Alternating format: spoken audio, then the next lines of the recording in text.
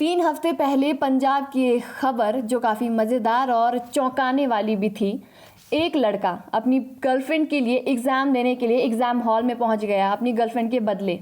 नमस्कार, मैं हूं सपना ठाकुर। स्वागत है आपका एजुकेशन ऑफ भारत में।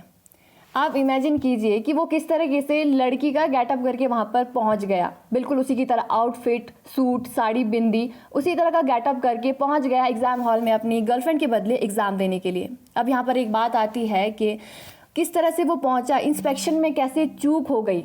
अब इसका कारण ये था कि वो बिल्कुल लड़की की तरह आधार कार्ड, वोटर कार्ड, जो भी उसकी आइडेंटिफिकेशंस थी, बिल्कुल उसी तरह बना के पहुँच गया। लेकिन पकड़ा कैसे गया? पकड़ा गया बायोमेट्रिक के टाइम पर, क्योंकि उसके फिंगरप्रिंट्स वहाँ पर मैच नहीं हुए। तो आए दिन हमें खबरें सुनने को मिलती रहती है कि इस राज्य में इतनी नकल हो रही है, इतने पेपर लीक्स हो चुके हैं। आप सोचिए कि एक बच्चा जो इतनी मेहनत कर रहा है, मेहनत करके दिन रात एक करके वो सोचता है कि अपने माँ बाप के सपनों को पूरा करेगा, मेहनत करके आगे जाएगा, लेकिन वहीं वो दूसरा बच्चा जो चीटिंग करके उसकी जगह लेकर ऐसे पद पर कार्यरत हो जाते हैं, तो क्या होगा इस देश का। इस तरह की स्थिति को देखकर ही सरकार ने अब इन चीज़ों पर पाबंदी लगाने के लिए एंटी पेपर लीक बिल को पास किया है। अब एंटी पेपर लीक बिल क्या है? इस बिल के अंदर बताया गया है कि किन किन चीज़ों को क्राइम माना गया है चीटिंग को लेकर। अब इसमें गवर्नमेंट ने जो ये बिल पास किया है उसके अंदर बताया है कि किन किन चीज़ों को क्राइम माना गया है। अब आपको लग रहा होगा कि सिर्फ चीटिंग करने की चीज़ें इसमें शामिल है जिसे क्राइम में गिना जाएगा, लेकिन चीटिंग के अलावा और भी 15 चीज़ें ऐसी है जिन्हें क्राइम में काउंट किया गया है, जो कि आपको सुनना बहुत ज़रूरी है।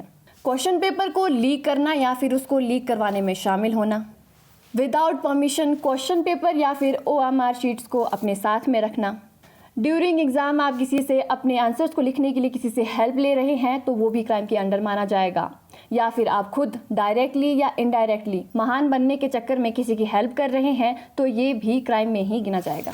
एग्ज़ाम शीट्स या फिर OMR शीट्स के साथ छेड़खानी करना, गवर्नमेंट एजेंसी द्वारा जो भी स्टैंडर्ड्स फिक्स किए गए हैं एग्ज़ाम्स को लेकर उसके साथ छेड़खानी करना, मेरिट के लिए जो भी डॉक्यूमेंट्स फिक्स किए गए हैं उसके साथ छेड़खानी करना, पब्लिक एग्ज़ाम्स के लिए जो भी सिक्योरिटी स्टैंडर्ड्स तैयार किए गए हैं उनका उल्लंघन करना, किसी एग्ज़ाम कंप्यूटर सिस्टम या फिर नेटवर्क के साथ छेड़खानी करना, कैंडिडेट्स की सीट अरेंजमेंट्स, डेट्स या फिर शिफ्ट्स के साथ कोई छेड़खानी करना, आप किसी एग्जामिनेशन अथॉरिटी को धमका रहे हैं या फिर उसे अपना काम करने से रोक रहे हैं, this is also a crime.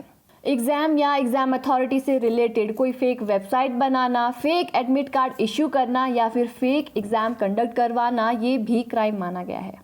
कोई भी व्यक्ति अगर इन एक्टिविटीज़ में इन्वॉल्व पाया जाता है तो उसे 10 साल तक की जेल की सज़ा और साथ ही साथ 1 करोड़ तक का जुर्माना भुगतना पड़ सकता है। ये रूल थे उन लोगों के लिए जो चीटिंग करने या फिर चीटिंग वाली एक्टिविटीज़ में इन्वॉल्व है, लेकिन इसके अलावा कई एग्जामिनेशन सेंटर्स भी ऐसी चीज़ों में इन्वॉल्व होते हैं, उनके लिए भी रूल है। अगर कोई इन एक्टिविटीज़ में पाया जाता है कोई भी एग्जामिनेशन सेंटर, तो उसे 4 साल के लिए सस्पेंड कर दिया जाएगा। जी हाँ, बिल्कुल सही सुना आपने, 4 साल के लिए उस एग्जामिनेशन सेंटर में कोई भी एग्ज़ाम कंडक्ट नहीं करवाए जाएंगे। उसके साथ ही साथ 1 करोड़ तक का जुर्माना और उसकी सारी संपत्ति भी जब्त कर ली जाएगी। अब से जितने भी एग्जामिनेशन सेंटर होंगे DSP लेवल के लोग ही वहाँ पर इंस्पेक्शन करेंगे, और अगर कोई चीटिंग करते हुए पाया गया तो उसकी गिरफ्तारी विदाउट वारंट की जाएगी। तो अब आपको डिसाइड करना है कि आप नकल करके जेल में जाकर अपनी ज़िंदगी गुजारना चाहते हैं या फिर मेहनत करके अपने माँ बाप के सपनों को पूरा करना चाहते हैं। कमेंट करके ज़रूर बताएं इन रूल्स के बारे में क्या ख्याल है आपका। मिलते रहेंगे ऐसी ही एजुकेशनल अपडेट्स के साथ। धन्यवाद।